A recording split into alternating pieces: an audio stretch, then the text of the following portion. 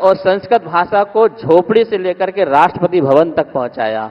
ये गुरुदेव का बड़ा कार्य था और मुझे गर्व है हमारे माननीय प्रधानमंत्री जी ने प्राकृत भाषा को साहित्य भाषा का दर्जा दिया। ठीक है, और हम चाहेंगे भगवान महावीर स्वामी का 2550वां निर्वाण महामहोत्सव और आचार्य गुरुदेव की 100वीं जयंती का महोत्सव दोनों के उपलक्ष्य में भगवान महावीर विद्यानंद प्राकृत शोध संस्थान दिल्ली में बनना चाहिए। ये समाज और सरकार इस पर ध्यान रखेंगे। और मेरे पास 50,000 पांडुलिपियों की लिस्ट है, सूची है। यदि वह कार्य होता है तो निश्चित ही विश्व में वह ज्ञान पूरे विश्व में पहुंच सकता है, ऐसा मेरा मानना है। इसमें कार्य हो सकता है। भाषा का प्रचार प्रसार बहुत अच्छा चल रहा है। भाषा हमारे जो है हिंदी भाषा जो है प्राकृत भाषा से ही पैदा हुई है। उसका जननी माता प्राकृत भाषा है, इसलिए प्राकृत भाषा का प्रचार प्रसार बहुत होना चाहिए। और जो आपने राजपथ का नाम कर्तव्य पथ रख दिया है, मैं चाहूंगा अब दिल्ली में इंडिया गेट का नाम इंडिया गेट नहीं भारत द्वार होना चाहिए। भारत द्वार होना चाहिए। और यह भारत द्वार ऋषभदेव के जो पुत्र भरत रहे, उन भरत के नाम से भारत पड़ा है देश का नाम, इसलिए इसका नाम भारत द्वार होना चाहिए। आपने जब 370 की धारा हटाई कश्मीर से, हम पूज्य गुरुदेव के पास बैठे हुए थे, हमने कहा ये काम हुआ है, तो उन्होंने बोला भूतो ना भविष्यति, बोले ये ना हो सकता था ना होगा, लेकिन ऐसा जो कार्य किया है वो हमारे माननीय प्रधानमंत्री जी ने किया है। आपने भगवान महावीर की अहिंसा को अपने दिल में, अपने हृदय में आत्मसात किया। सच्ची अहिंसा जो राजा की और जो प्रजा की अहिंसा होती है, भगवान महावीर स्वामी कहते हैं क्या है अहिंसा राजा की और प्रजा की, ना छेड़ेंगे किसी को कभी, और जो छेड़ेगा तो उसे छोड़ेंगे नहीं। जैसे जैसे जैसे आपने सिंदूर ऑपरेशन में करके दिखा दिया है।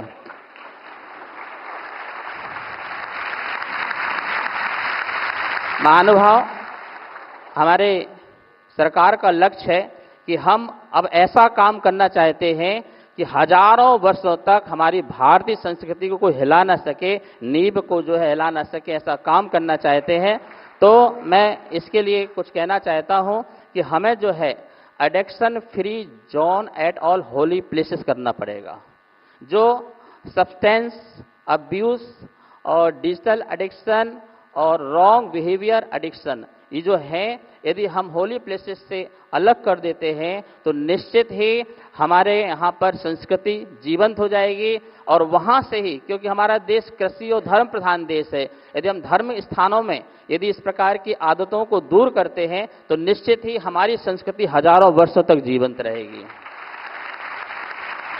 हमारा गोल्डन टेम्पल है, भगवान राम और ऋषभदेव की भूमि अयोध्या है, और श्री कृष्ण की भूमि मथुरा है, काशी विश्वनाथ है, जगन्नाथपुरी है, सोमनाथपुरी है, केदारनाथ है, बद्रीनाथ है, श्रमोगुला है, संबेश शिखर गिरनार है, पालीताना है, महाकालेश्वर है, वैष्णो देवी है, महामलक्षी टेम्पल है, मदुरई है, सिद्धि विनायक है।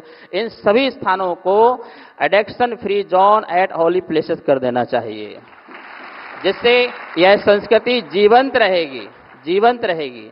महानुभाव, हमारी भारतीय संस्कृति की प्रमुख विशेषता रही right to live full life span with dignity. पशु पक्षी पेड़ पौधे आदि सभी सम्मान के साथ अपना पूरी आयु का जीवन जी सकें, ये हमारे संविधान अनुच्छेद 21 में लिखा हुआ है। इसलिए हमें सभी पेड़ पौधे पशु पक्षियों को पूरा जीवन जीने का अधिकार देना चाहिए, तभी हमारा जो वन हेल्थ वन अप्रोच पूरा हो पाएगा और हमारा भारत स्वस्थ और स्वच्छ भी हो सकता है। मैं एक बात और कहना चाहूँगा कि हम लोग जो है कि किस प्रकार से बीमारियां पैदा होती हैं उसका कॉज भी बताना चाहिए, उसका कारण भी बताना चाहिए। जैसे जिनोसिस, ये पशुओं में पाए जाने वाली बीमारियों को बताता है कि जो पशु से होकर के मनुष्यों में पहुंचती हैं, तो जो इनका सेवन करते हैं तो इससे कितनी बीमारियां पैदा होती, जैसे कोरोना हमारे बीच में आया। यदि हम identification of all root cause of diseases करते हैं तो निश्चित ही सारी बीमारियां हमारे यहाँ से दूर हो सकती हैं और भारत स्वस्थ हो सकता है और स्वच्छ हो सकता है।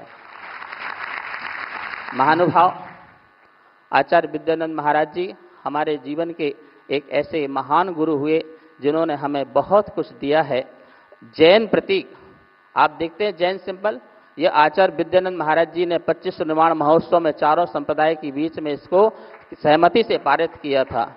जैन ध्वज जो आप देखते हैं वह जैन ध्वज भी आचार्य गुरुदेव की देन है।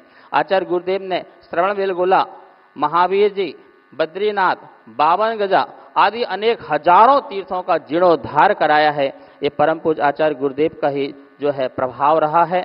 महानुभाव, हमारे गुरुदेव ने 2500 निर्माण महामहोत्सव मनवाया था और माननीय अटल बिहारी वाजपेयी तत्कालीन प्रधानमंत्री के कार्यकाल में 2600 भगवान महावीर स्वामी की जन्म जयंती का महोत्सव धूमधाम से जो है पूरे देश और विश्व में अंतर्राष्ट्रीय रूप में मनाया गया था। और उस समय हमारे तत्कालीन प्रधानमंत्री अटल बिहारी वाजपेयी ने जैन समाज की विरासत का संरक्षण करने के लिए 100 करोड़ रुपए का अनुदान दिया था उस समय। अब तो उनके और आपके बीच में बहुत गैप है, तो 100 करोड़ में कुछ नहीं होने वाला। तो बहुत बड़ी विरासत है, इस विरासत का संरक्षण संवर्धन करने का आप पर हम पर बड़ा बहुत दायित्व है, जिसे हमें करना चाहिए। महानुभाव, आचार्य गुरुदेव विद्यानंद महाराज जी के चरणों में बोलना चाहूंगा, इस युग का सौभाग्य रहा कि इस युग में गुरुवर जन्मे, और अपना ये सौभाग्य रहा कि हम गुरुवर के युग में जन्मे। यह युग भी, यह कलयुग भी सदयुग के नाम से जाना जाएगा, और कभी गुरुदेव का नंबर भी महावीर की श्रेणी में आएगा, महावीर की श्रेणी में आएगा। महानुभाव, भारत सरकार और भगवान महावीर अहिंसा भारती को मैं बहुत मंगल आशीर्वाद देता हूं।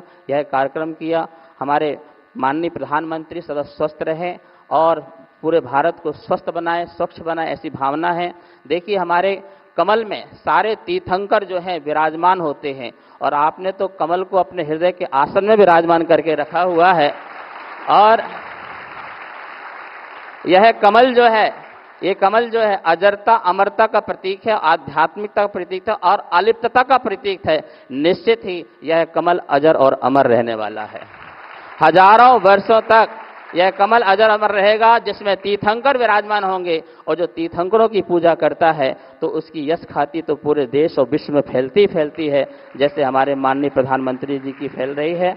अंत में मैं इतना कहना चाहूँगा, पूज्य गुरुदेव के चरणों में सत वंदन करते हुए, नमन करते हुए, और हमारे माननीय प्रधानमंत्री जो हैं स्वस्थ रहें, और जो हमने आपको आपके योग्य धर्म चक्रवर्ती की जो उपाधि दी है उसको आप हृदय से स्वीकार करके अब जैन समाज को जो है प्रसन्न करेंगे, अनुमोदित करेंगे। इसी मंगल भावना से आचार्य जी के चरणों में बहुत बहुत सत नमन, सत नमन, सत नमन।